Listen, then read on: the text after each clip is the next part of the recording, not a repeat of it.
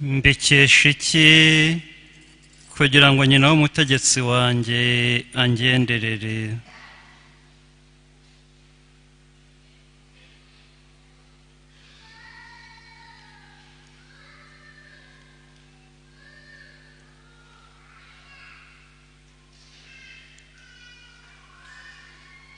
bakristo bavandimwe, Yezu Kristo akuzwe. kuva ku itariki ya mbere z'ukwezi kwa 11 1950 ubwo Papa Pio wa 12 atangaza ihame ry'ijyanwa mu ijuru rya Bikira Mariya, ku itariki ya 15 z'ukwa munani buri mwaka duhimbaza iryo hame. Bikatubera rero umwanya wo kongera kwibuka tuzirikana impamvu uyu mubyeyi wacu tumuha icyubahiro kirenze icy'abandi babyeyi. Guhimbaza kandi iri hame byongera kutwibutsa ko iwacu kuri ari mu ijuru, iyi si tuyirimo nk'abagenzi, abacumbitsi, ariko nyamara bikanaduhitura twibuka ko iryo juru dutangira kuryitegura tukiri hano kuri iyi si. Bikira Mariya rero waritashyemo, wabaye nawe muri iyi si, atubera umwe mu ngero zadufasha koko natwe kuzajya kwibanira n'Imana ubuziraherezo. Bikira Mariya ajyanye mu ijuru atubera urugero tugomba kureberaho uko umuntu yanyura Imana, uko yanyura na bagenzi be, urugero rwo kwigiraho ko yabaho neza muri iyi si anyuze Imana ndetse anyuze n'abavandimwe. Ubutungane bwa Bikira Mariya bwamuhesheje ikamba ry'ijuru atarindiriye umunsi w'urubanza. Twakibaza duti ubwo butungane bugaragarira hehe? Cyangwa se guhimbaza uyu munsi ujyanira mu ijuru rya Bikira Mariya twebwe abanone byatumarira iki?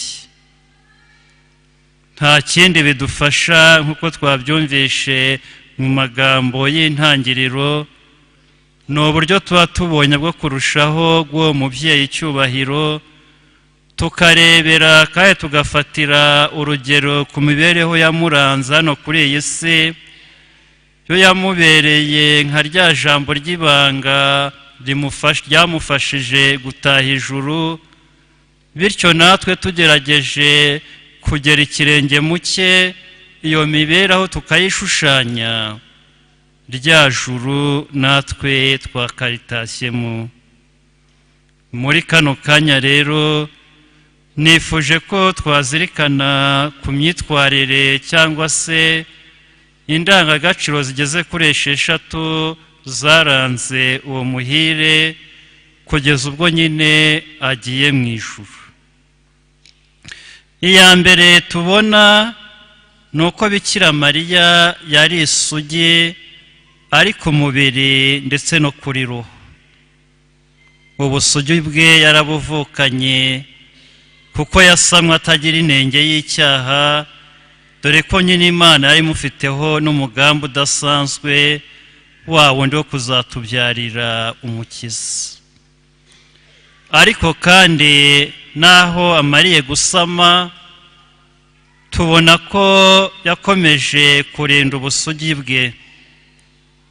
Nta cyahungabanyije ubwo busugi yari yifitemo, ahubwo n'uri ku bubasha bw'Imana yabashe kubyara kandi abyara neza, ariko kandi n'ubwo busugi arabugumana. Aha rero biratubera umwanya wo kwibaza duti se twebwe imibiri yacu ko ari ingoro y'Imana, tuyibungabunga kandi tuyitaho gute? Mariya wakozweho ubutumwa akarambagizwa, agakomeza kwigengesera ntiyigere na rimwe nawe ngiye kuvuga ngo akubagana na mugenzi we, mu minsi ya none twebwe twamwigiraho iki? Icyo twamwigiraho si ikindi ni ukugerageza kujya natwe twirinda ikintu cyose cyakoma mu nkokora cyakanduza iyo sura nziza Imana yaduhanganye, twakomeza kwigengesera kuzageza nyine igihe cyagenwe kigeze.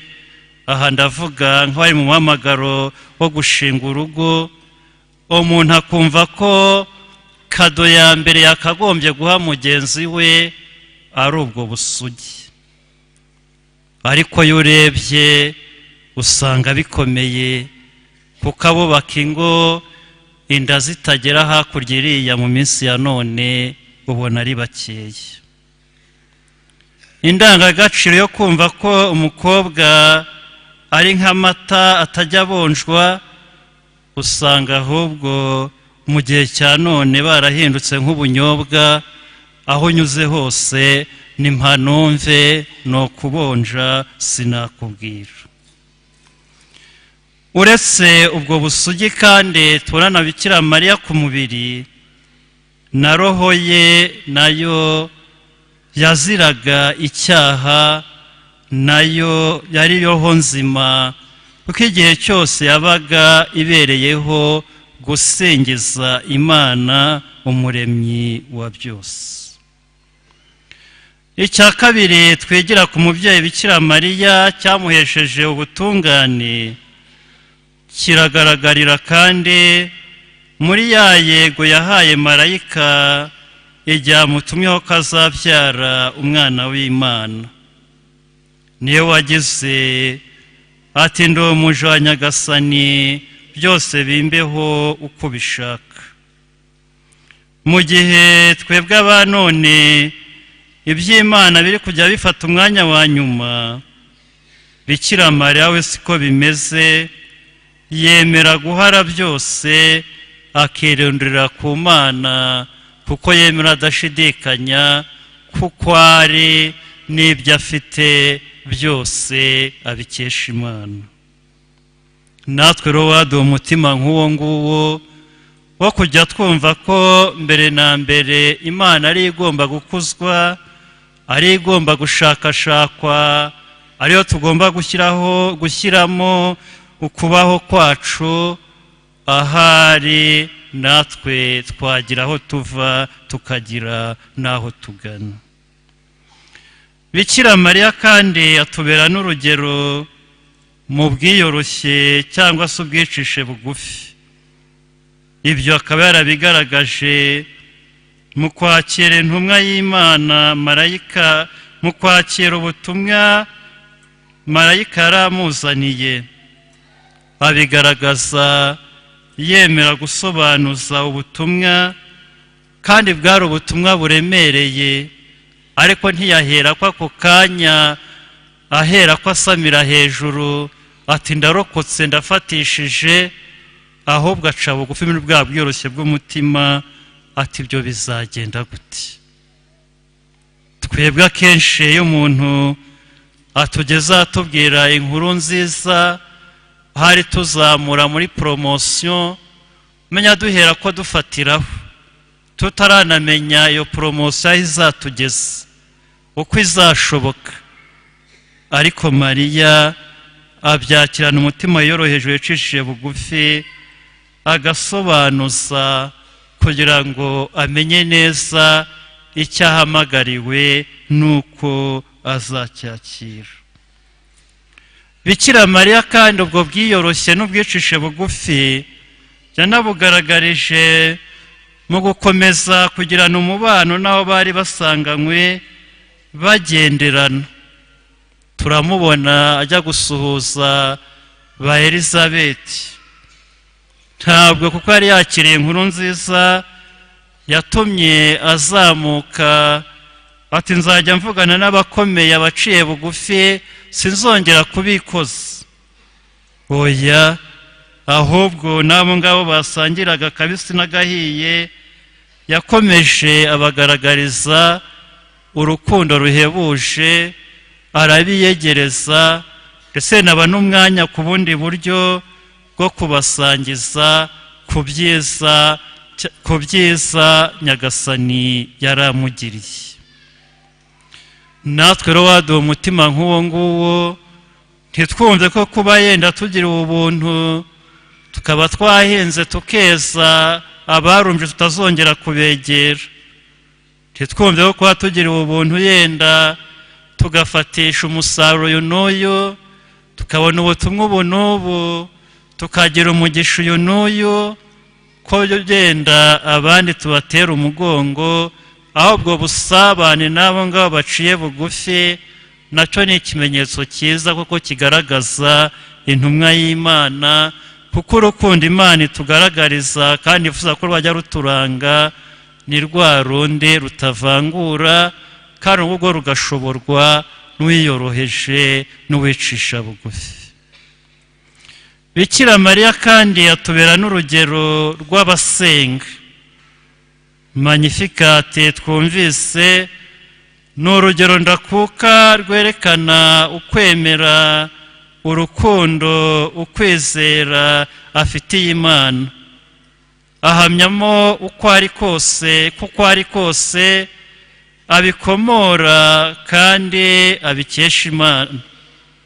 Ashimira Imana ubuntu imugiriye imutora, agakomeza kandi no kuyigaragariza icyizere ayifitiye muri ubwo butumwa bushyashya ahawe.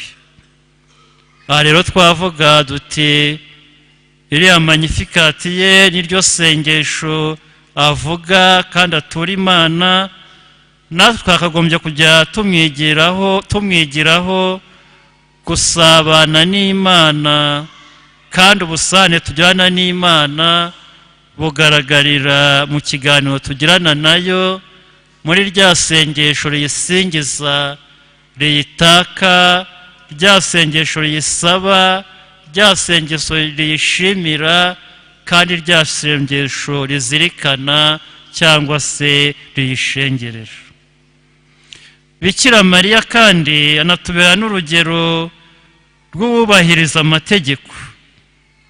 Turabizi, turabisoma mu byanditswe bitagatifu ko we hamwe na Yosefu bubahirizaga amategeko yajyanye n'iyobokamana ya Kiyahudi, ndetse yewe bakanakomeza n'umuco bavukiyemo, sosiyete bari barimo nayo ibiyigenga, bimwe bifasha umuntu kurushaho kuba umuntu muzima, bakaba ba mbere nabo babishyira mu bikorwa. Tuzirikana mu byanditswe bitagatifu aho naho barangirije ku mwana wabo imihango yakorwaga, nko gukora ya mihango y'ubusukurwe, kugenya umwana no kumwita izina, kujya gutanga ituro h'igitambo, ari ya numa yatangwaga ku bakene, n'ayo maturo yose iyo mihango barayikoraga. Ndetse yewe no gutura umwana wese w'imfura igihe Yesu yaturwaga Imana mu ihekaru, nacyo ni ikimenyetso kigaragaza ko amabwiriza y'Imana ndetse yewe n'aya sosiyete bari barimo, nk'igihe bajyaga bitabiraga igikorwa cy'ibarura ryariho, ati ibyo byose bishimangira ko Mariya mu mibereho ye yubahaga Imana, ariko na sosiyete atuyemo nayo ntayitera umugongo. Natwe rero abahimbaza uyu munsi mukuru wa Bikira Mariya nyine wahembwe ijuru kubera gutunganira Imana, ibyo byatubera inshamarenga yo kwibaza uko amabwiriza y'Imana tugerageza kuyashyira mu bikorwa, uko amabwiriza ya Kiliziya nk'umuryango w'Imana tuyubaha kandi tuyubahiriza, ariko kandi bigatubera n'umwanya wo kwibaza n'amategeko cyangwa amabwiriza amwe abungabunga ubuzima, haranira icyateza imbere ubuzima, ahesha agaciro ubuzima ya sosiyete turimo, y'igihugu turimo, y'itsinda turimo, uko nayo tuyahuza n'ubuzima bwacu bwa buri munsi. Niba tubara aba mbere bayubahiriza, tukubahiriza ayo ya sosiyete n'ay'Imana, natwe turahirwa, ijuru ntituri kure. Ariko nimba usanga hari ayo twumva ntitukayashyira ku ruhande kandi atari uko abangamye, natwe gihe byatubera umwanya wo kwishyira ku munzani, tukareba uko duhagaze mu mubano wacu n'Imana se n'umubano wacu wa sosiyete, tugendeye nyine ku mabwiriza atandukanye, ku butumwa duhabwa, uko tubwakira n'uko tubushyira mu bikorwa. Bikira Mariya kandi atubera n'urugero mu kurangiza inshingano z'umubyeyi. Hamwe na Yosefu bitaye rwose ku mwana wabo Yezu Kristo, kuko bari barahawe nyine ubwo butumwa. Baharaniraga kumushakira icyamubeshaho. Mu ivuka rye bamushakiye imyambaro, nubwo rwose nk'uko tujya tubizirikana mu gihe cya Noheli twari utwenda tudashyitse, ariko natwo nutwo babonaga nyine muri icyo gihe. Bamweguriye Imana, nk'uko natwe aba none abana twihutira kubegurira Imana, by'umwihariko binyuze mu masakaramentu atandukanye tubahesha, kandi tukayabahesha ku gihe. Ni umubyeyi we na Yosefu turabona bajyana umwana mu ngoro gusenga. Ntabwo umwana bamusigaga ku nzu, ahubwo aho ngaho bakuraga ikibafasha kurushaho gutunganira Imana. Bumvaga biba byiza iyo bisangiwe, uko kwemera bafite baganira no kugutoza umwana wabo akiri mutoya. Bikira Mariya kandi na Yosefu turamubona ko n'igihe umwana Yesu abaye nk'uwatakaye bagiye gusenga, ntabwo barekeye aho, ahubwo baragiye baramushakisha kugeza nyine ubwo bamubonye. Twebwe mu minsi ya none hagiye usanga inshingano nk'izo ngizo ababyeyi cyangwa abakuru tumeze nk'aho zitakitureba, cyako nta mwanya zigifite mu buzima bwacu bwa buri munsi. Tukibagirwa ko muri rya sezerano abubatsi ingo bagirana, banasezerana no kurera neza abana Imana izabaha. Kumurera rero so kumuha gusa ibyo mu nda, ibyo kurya, no kumuha n'ifunguro rya roho, kandi uganira no kumubungabungira umutekano, ukirinda ko hari icyaza kumubuza amahoro, ukamushakira nyine iterambere risobanutse, rigira aho rimukura rikagira n'aho rimugeza. Iyo urebye rero usanga hari igihe kw'iyo ngingo usanga ababyeyi n'abandi bafite uburere bw'abana cyangwa se uburezi mu nshingano, hari igihe badohoka uwo mugenzo mwiza bakawiyibagiza. Ugasanga umwana yataye ishuri yigiriye ahandi, birasa nkaho ntacyo bikubwiye. Ntushobora no kumubaza ati mwize iki kugira ngo unamenye koko n'iryo shuri yarigiyemo, ahubwo ugasanga wibereye aho ngaho. Nabyo ntabwo ari umuco wa gikirisitu.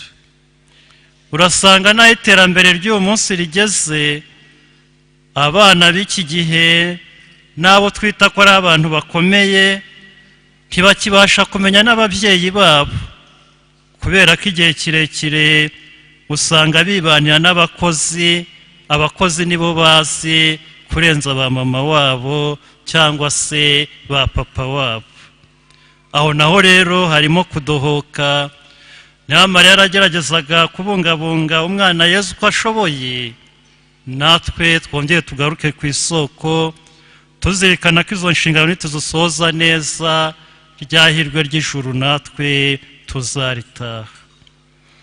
Bavandimwe, nibyo koko twaremeye kuzajya mu ijuru, nyamara ariko ngo tuzarijyamo nitumera nka Yesu. Mariya waritashye tumwigireho, maze ngo ngo natwe tuzicara iburyo bwa Yesu, twange icyaha kiva hose, turangwe n'isengesho, dukurikize amategeko duhabwa, turangize neza inshingano zacu twahawe, duhe Imana umwanya wa mbere mu buzima bwacu bwa buri munsi, ariko byose tubikore mu bwiyoroshye, maze urengo natwe aho umubyeyi w'Imana aganje natwe tuzahamusanga. Bikira Mariya ajyanye mu ijuru, udusabire. Bikira Mariya ajyanye mu ijuru, Bikira Mariya ajyanye mu ijuru.